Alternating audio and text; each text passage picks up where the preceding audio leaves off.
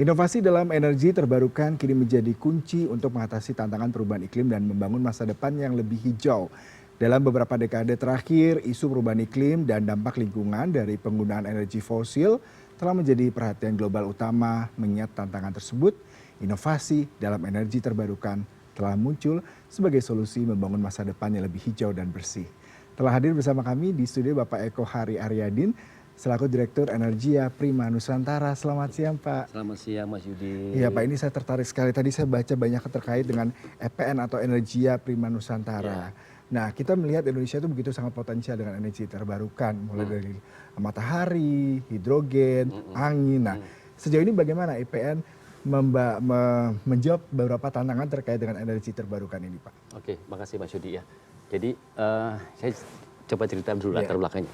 PT Energia Prima Nusantara itu memang baru didirikan 2014. Awalnya itu membangun pembangkitan fosil Pak, atau PLTU. Tapi dengan adanya Perpres 112 tahun 2022, di mana di situ terkait sama pengembangan energi baru terbarukan dan rencana penghentian operasional PLTU, ditambah lagi juga dengan adanya Permen SDM nomor 2 tahun 2024, yang memang banyak fokusnya itu ke EBT atau energi baru terbarukan.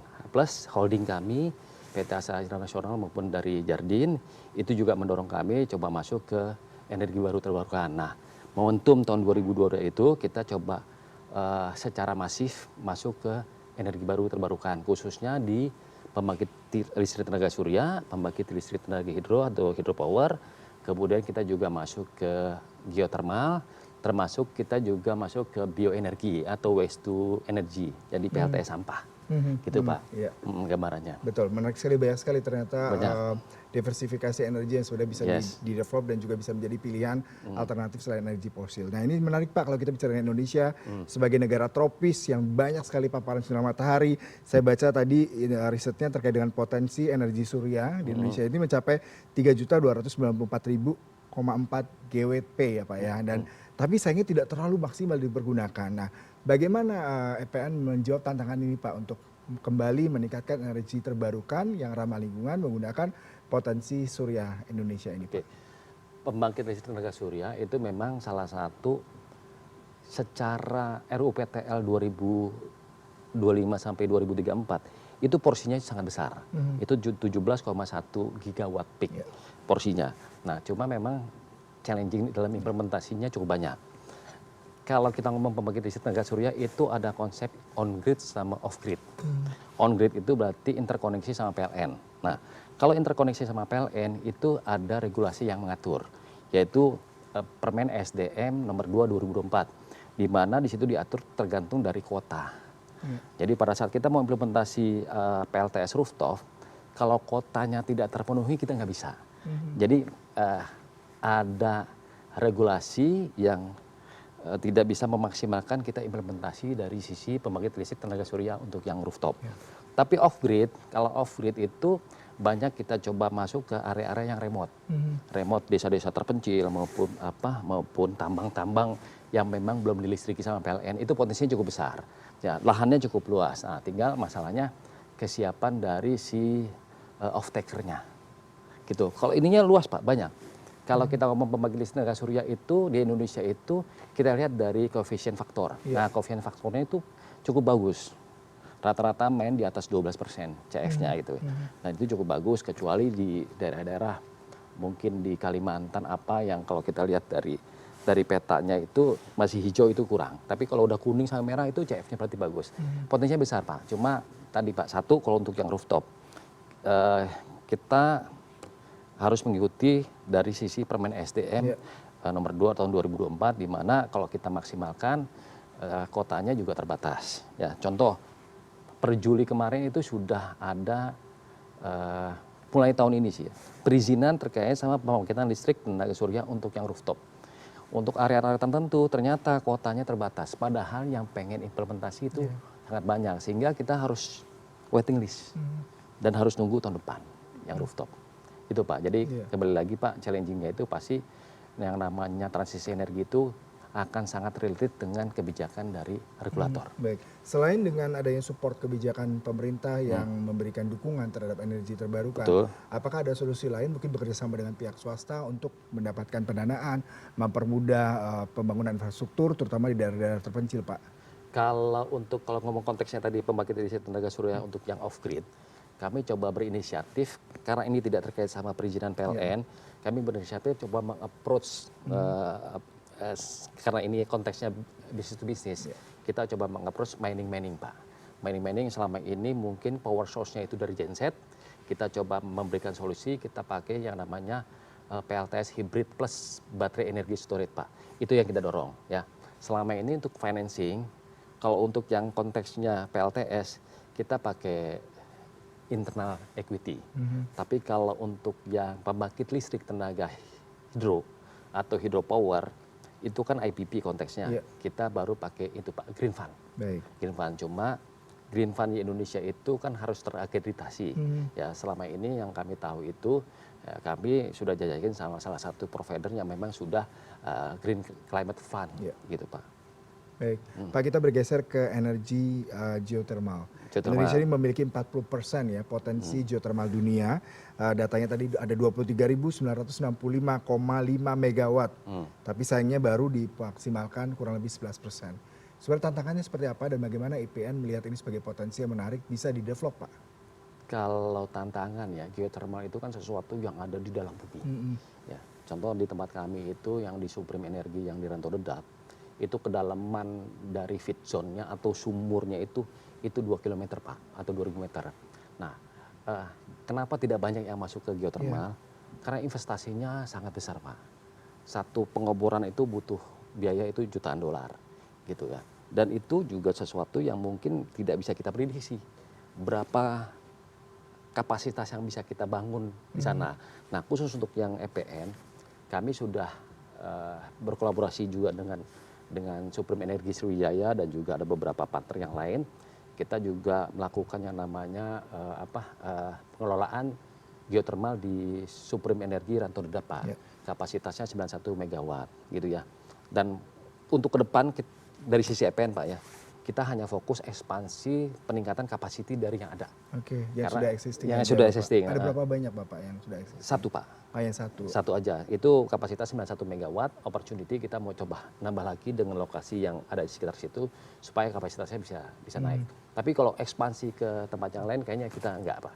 Kita fokusnya mungkin ke geothermal yang existing itu sama surya dan hidro yang kita fokuskan. Baik. Dengan existing geothermal sudah ada berapa Pak ekspektasi bisa mendapatkan energi terbarukan itu buat warga sekitar ataupun mungkin konsumen yang bisa menggunakan sumber energi ini Pak?